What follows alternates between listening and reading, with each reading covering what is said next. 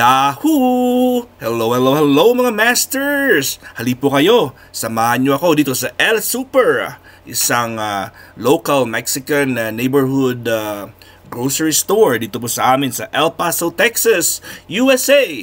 At syempre, matagal na po ako nag-crave ng isda. So, yung last natin kumain ng isda na preskang-preska ay doon pa tayo sa Las Vegas at malapit na pong ayun, 1 month ago pa yun mga masters. At ngayon po ay dito tayo sa Pescaderia.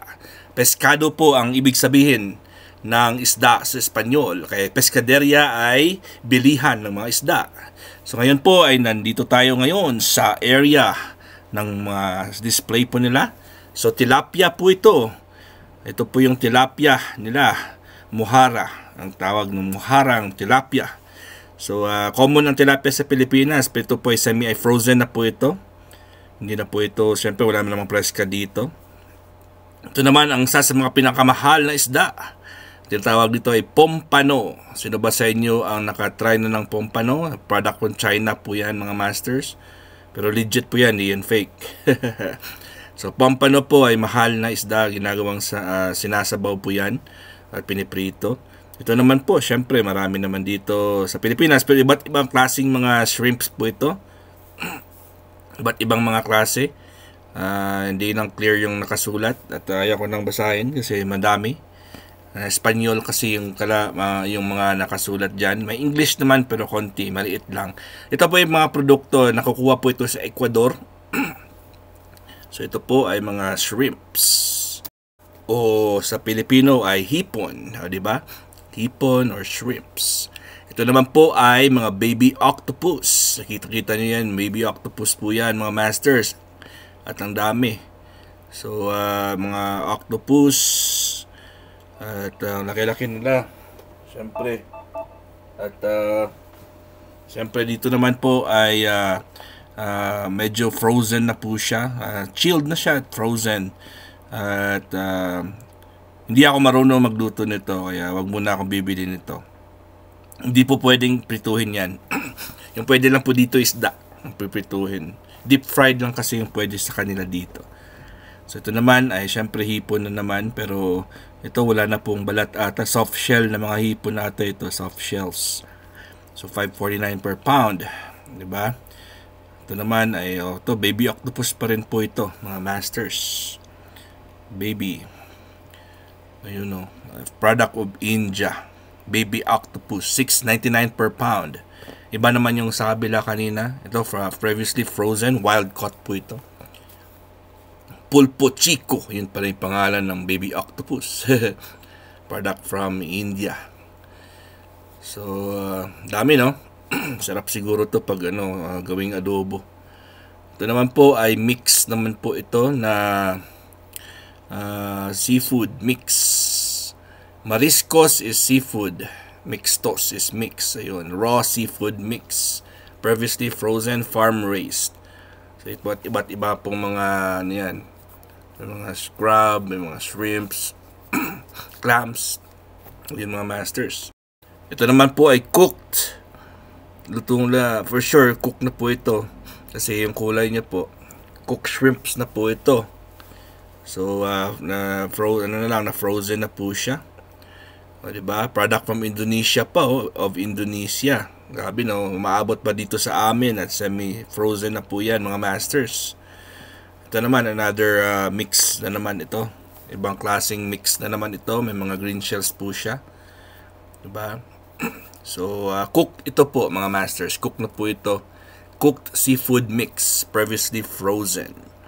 So, simple lang po yung paggawa niyan. Pwede mo na yan heat up mo na lang sa lalagyan mo na ng mga tubig sa bawat, tsaka syempre lagyan mo ng mga seasonings. Pwede na po yan. At naka-sale din po. Sale.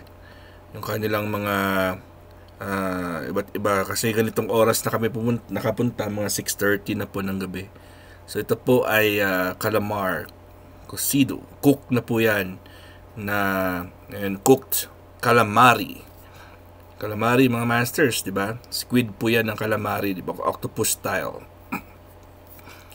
So ito po ay cook So, siyempre, ano na lang, siguro season na lang ilalagay mo yun. At saka, kung gusto mong prituhin, pwede pa. Kasi, imitation crab po, crab flakes. At siyempre, ngayon po ay bibili na tayo. Nakahanap na po ako ng pwedeng bilhin. At ito po ang yung tumutulong sa atin ngayon sa harapan ko. Hindi ko na nabidyohan yung ano niya, kung anong bata pa naman siya. Siya po yung in charge. So, sasabihin ko mo lang kung magkano. Sa apat na ano yun, na tilapia at apat din na pampano yung aking binili. Hindi ko talaga binilang kung magkano. Basta inabot niya lang po sa akin yung papel. At syempre, bago pa tayo pupunta sa counter, ay titingin muna tayo sa ibang mga mga binebenta po nila dito. So ito po yung papel, may sticker po yan. So ang gagawin dyan is babayaran muna, and then lulutuin niya po yan. Lulutuin niya ngayon. So 4 at 4. 5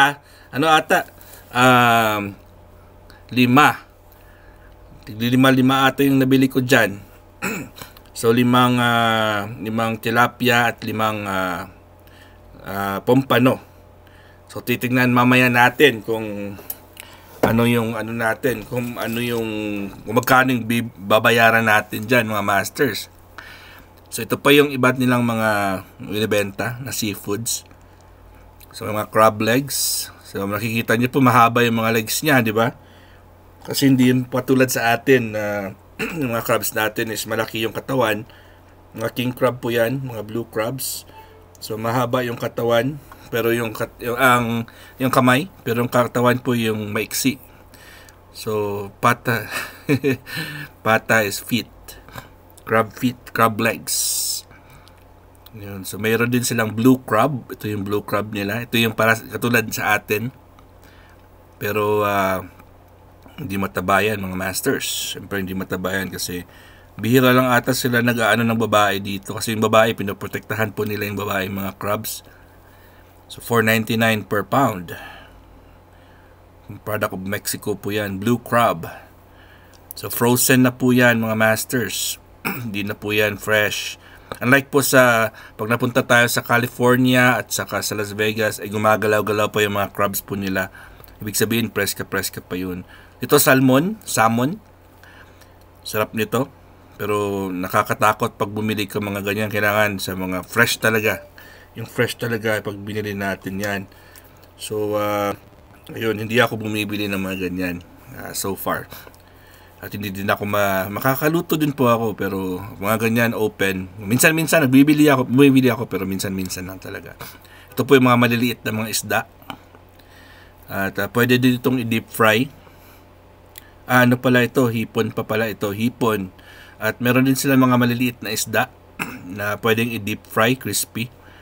Pero itong hipon na to, I think pwede ito hindi nakalimutan ko, pero pwede ata ito pwede yata ito ipapa-deep fry. So yun, mga masters, at tayo ay pupunta na sa counter at tayo magbabayad tayo.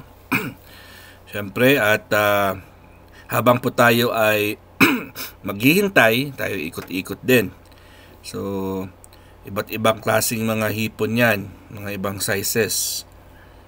Ayun, dito na po tayo sa counter, mga masters, at babayaran na po natin kung magkano yung damage natin. At syempre, habang po tayo nakapila ay linilinisan niya po doon ngayon yung isda na in-order natin at pipituhin, at mamaya ibabalikan lang natin. So kinuha ko po dito ay 5 tilapia at 5 pompano. So tinototal niya ngayon, at saka bibigyan niya tayo ng resibo. And then yung resibo na yan ay ipapakita natin yan mamaya doon sa tao na nagpiprito. At bago niya po ibigay sa atin yung naluto, ay titingnan niyo yung resibo kung bayad na po. Yun lang po. So habang po tayo ay naghihintay, ay ako po iikot-ikot din kasi medyo matagal-tagal kasi 5 at 5. Ito po frita mohara, itong fried tilapia, o imagine niyo po, mga master, $17.36. So 5 lang po yung laman niyan. So Imagine niyo, 4.35 per pound, 3.99. Grabe talaga. So, $17.36. Isa pa lang yan, lima pa lang, limang tilapia pa lang yan mga masters. Titingnan naman natin yung isa, yung pompano, kasi medyo mahal yung pompano mga masters. Tingnan nyo, large whole golden pompano fish. Fried na rin yan, 3 pounds each. 3, oh my gulay, 29.75 mga masters. Ano lang yan, limang pompano lang yan, may get $30. So ito na po, nakauwi na po tayo mga masters. At ayun, at i-freezer ko yan yung ibang isda. Kukuha muna ako ng pompano, isang pompano lang, 5 yan, 5 na nakatago yung isa sa ilalim. So 5 tilapia at 5 pompano mga masters. Ang damage po natin ay mga around $47.11 lang po naman ang ating binayaran. $3 na lang at 50 na yata yung magastos ko nito. At syempre po ay ito ilalagay natin sa freezer, hindi natin maubos. Syempre ilang araw naman natin kainin to. At kasama ko rin si Daddy. Magsasaing na po ako ng kanin. Yun, meron tayong ulam. Maraming salamat sa inyong solid love and support. God is great! Yahoo!